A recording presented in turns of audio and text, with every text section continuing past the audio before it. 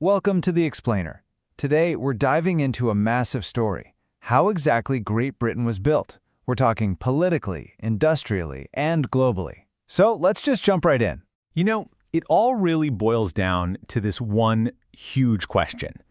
How did this relatively small island off the coast of Europe manage to build the largest empire in the history of the world? Well, the answer isn't simple. It lies in a whole series of massive changes that completely reshaped the nation from the ground up. And our story, maybe surprisingly, doesn't start with ships or armies.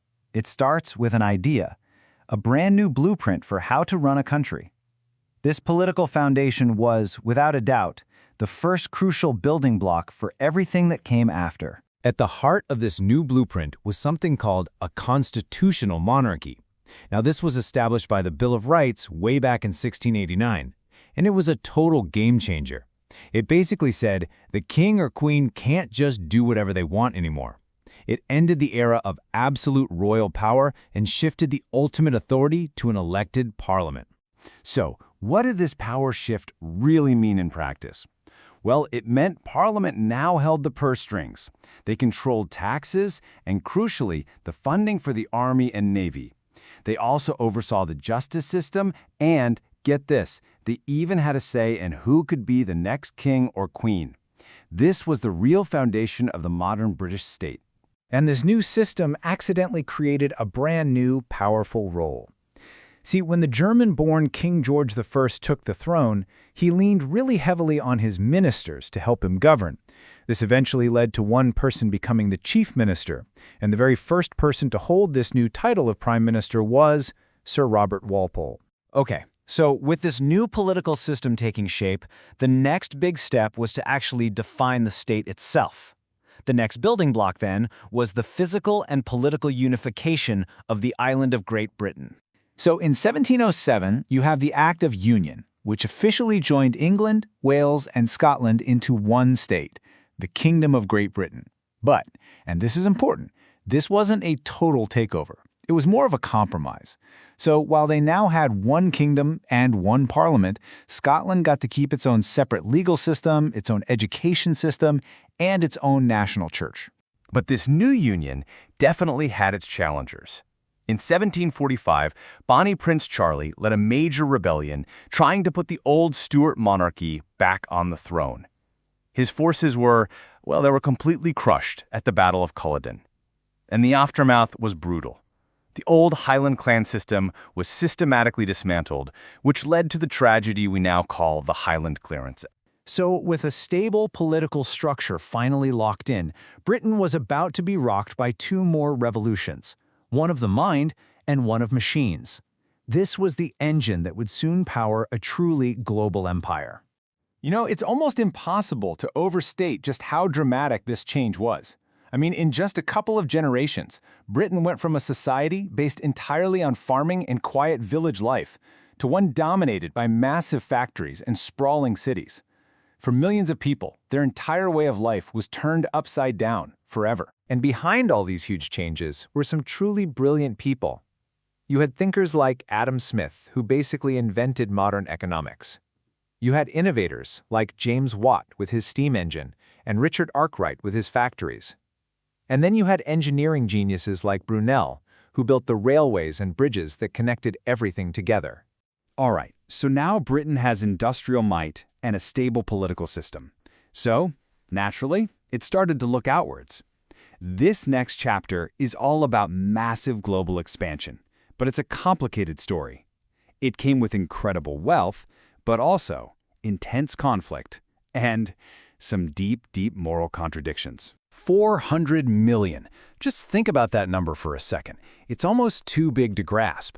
But at its peak, during Queen Victoria's reign, the British Empire governed over 400 million people. That was nearly a quarter of the entire world's population. It was, without a doubt, the largest empire the world had ever seen. But we have to be honest here. A huge part of the empire's early wealth was built on the absolute horror of the slave trade. And it took a long, incredibly difficult fight to bring it to an end. The campaign, spearheaded by people like William Wilberforce, finally led to a ban on the trade in 1807, and then, eventually to the full abolition of slavery across the entire empire in 1833. Building an empire this big, and just holding on to it, meant constant war. Britain lost its American colonies after a really bitter war of independence. It fought a generational struggle against Napoleon's France, and it got bogged down in costly conflicts like the Boer War in South Africa, which really started to raise some tough questions about the empire's future. Now, while all of this was happening across the globe, a totally different kind of battle was being fought back home. This was the long, slow, and difficult struggle for ordinary people to get a voice in their own government. To put it bluntly, the system was completely unfair. It was completely warped by these things called rotten boroughs. Basically, these were electoral districts with just a handful of voters that were completely controlled by a single rich family. It meant Parliament just didn't represent the people at all, especially as cities grew. Change came, but it was slow. The Great Reform Act of 1832 was a huge first step. It got rid of the worst of those rotten boroughs and gave the vote to middle-class men who owned property.